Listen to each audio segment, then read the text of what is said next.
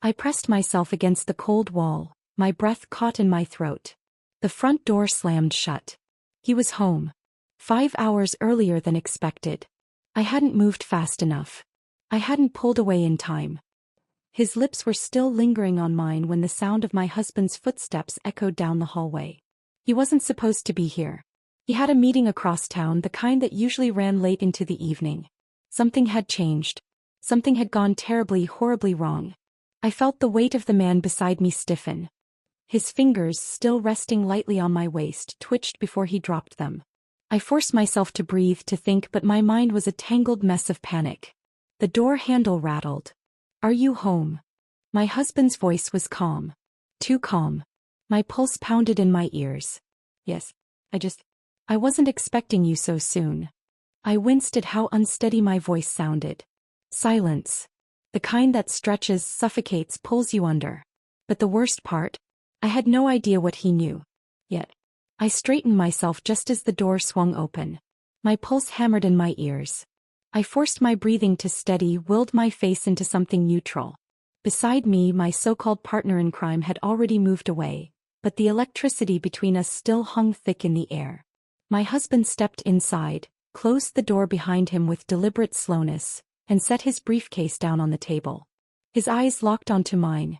He studied me for too long, his stare dissecting, peeling back layers, searching for something. Did he know? My chest tightened. "Why do you look so nervous?" His voice was calm. Too calm. The kind of calm that wasn't real.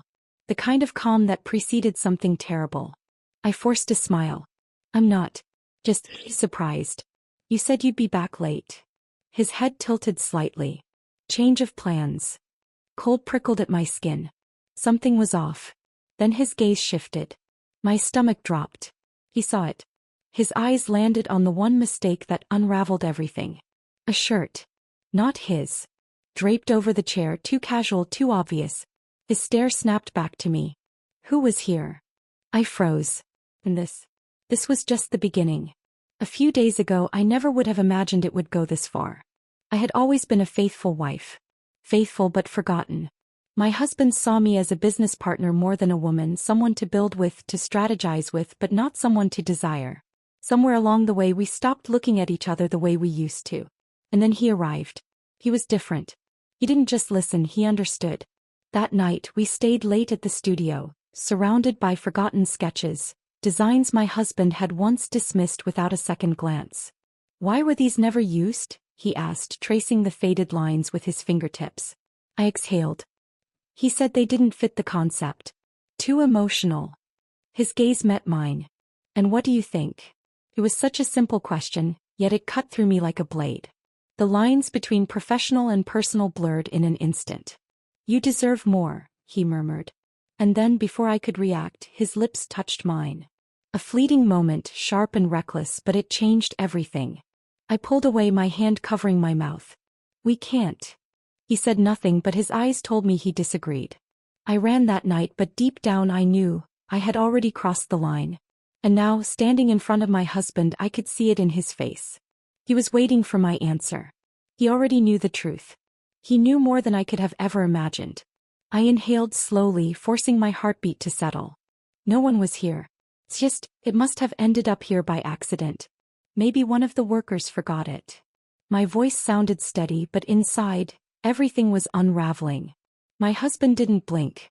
His stare was too measured, too controlled, dissecting every word. "Do the workers wear designer shirts now?" His tone wasn't angry. That scared me more. If he had shouted, accused me outright, I could have defended myself, turned it into a misunderstanding. But this was something else. Yes. I could feel it. A silent trap tightening around me, one wrong step away from snapping shut. I forced a small laugh, stepping closer. "You believe me, don't you?" My words felt hollow the second they left my lips. He tilted his head slightly, watching me like he was searching for a crack in my mask. "I want to." His voice was soft, almost gentle. But beneath it I heard what he wasn't saying. He didn't. Not fully. Not yet.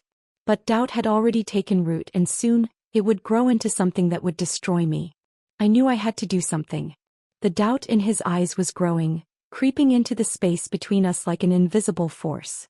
I needed to erase it to make him believe things were as they always had been. So I did something I hadn't done in a long time. I stepped closer, letting my fingertips brush against his hand. "I missed you," I whispered, my voice softer than I intended. His brows lifted slightly, caught off guard, but he didn't pull away. That was enough. I leaned in, closing the distance, pressing my lips to his. His touch was familiar, his scent the same one I had known for years. But the spark, it was missing. I searched for it, for that heat, that pull, that undeniable rush I had felt in the studio. But it wasn't there. Not with him. When he pulled back, he studied me with a smirk that wasn't quite a smile. "Something wrong." The words felt like a knife. I forced a small shake of my head. "No. Just, let's spend the evening together. Like we used to.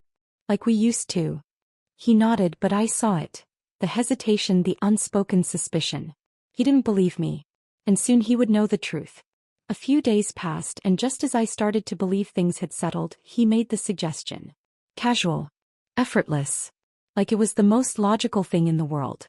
"You want the project to be perfect, don't you?" he asked, a small smile on his lips.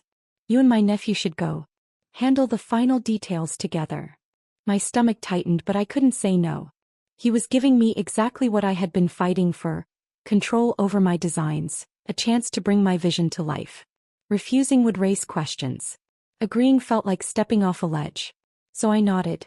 I told myself this was just work, that I could keep things professional. But deep down something felt off. The way he looked at me when I said yes. The way he lingered before kissing me goodbye. The way his hand rested on my back just a second too long. The drive to the hotel was silent. The air between us thick, loaded, filled with words we refused to say. Thought I was in control. I thought I was making my own choices. I didn't know I was walking straight into his trap. The hotel room was quiet except for the faint hum of city traffic outside. We sat across from each other, blueprints spread out on the table, discussing textures, materials, lighting. But none of it mattered. Not really. The words felt distant, like static noise beneath something heavier, something neither of us dared to acknowledge. My hands trembled slightly as I traced the lines on the paper, pretending to focus. I should have left. I should have stood up, made an excuse, walked away before the inevitable happened. But I didn't. When his hand brushed against mine, I felt it, warm, familiar, electrifying. I didn't move away. When he leaned closer, I didn't stop him. The space between us disappeared. The moment stretched, charged with everything we had tried to bury. My breath hitched as his fingers traced my jaw, his lips hovering near mine, waiting for permission neither of us needed. Then I let go. I let it happen. But just as my eyes fluttered shut, a noise outside the door made my stomach drop. I didn't know my husband was already there. Watching. Waiting. Knowing. We stood by the window, his hands wrapped around mine, the city lights flickering outside. My breath was shallow, my heart pounding, my mind screaming that this was wrong, yet my body refused to move away. The weight of what I had done, of what we had become, pressed down on me, suffocating, intoxicating.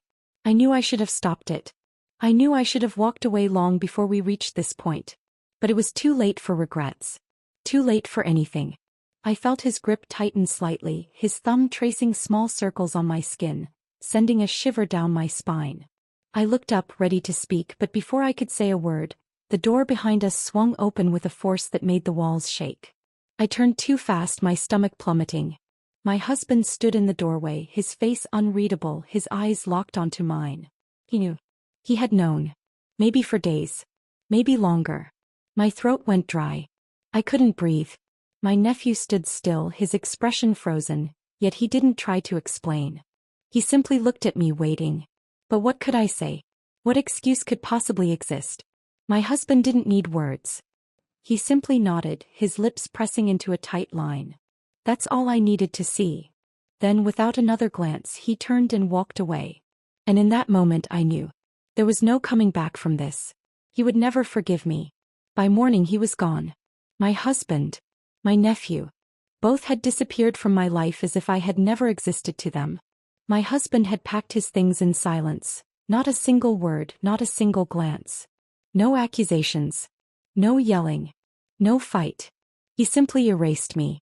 That was worse than rage. Worse than a screaming match or shattered glass. I called. Again and again. My number went straight to voicemail. I sent messages, short, desperate, pathetic attempts to make him listen. He never responded. Not once. The house, once filled with the sounds of our daily routines, was now empty. Every room felt colder, stripped of his presence. The closet half empty. His toothbrush gone. His scent already fading from the sheets. I stood in the middle of it all, realizing too late that I had destroyed everything for nothing. My nephew didn't stay. He left that same day, his goodbye nothing more than a fleeting glance before stepping into a cab.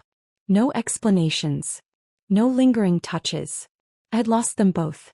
And the silence they left behind was unbearable. I was alone. No husband. No family. No him. Just silence, stretching through the house like an echo of everything I had ruined. I walked through the empty rooms, past the spaces we had built together, past the memories that no longer belonged to me. My hands ran over the dining table where we had once shared late-night conversations, over the couch where we had sat in comfortable silence, over the bed where I had once felt safe. Now it was all just furniture. Just walls. Just a house. I stopped in front of the mirror, staring at the woman looking back at me. She was unfamiliar. Tired. Hollow. A stranger wearing my face. I thought I had found something I was missing, something thrilling, something real. I thought I had reignited a fire that had long since died. But I hadn't. I had only burned everything to the ground. My marriage. My stability. My life. And for what? A moment. A mistake. A fantasy that was never meant to last. I thought I had gained something. But in the end I had only lost it all.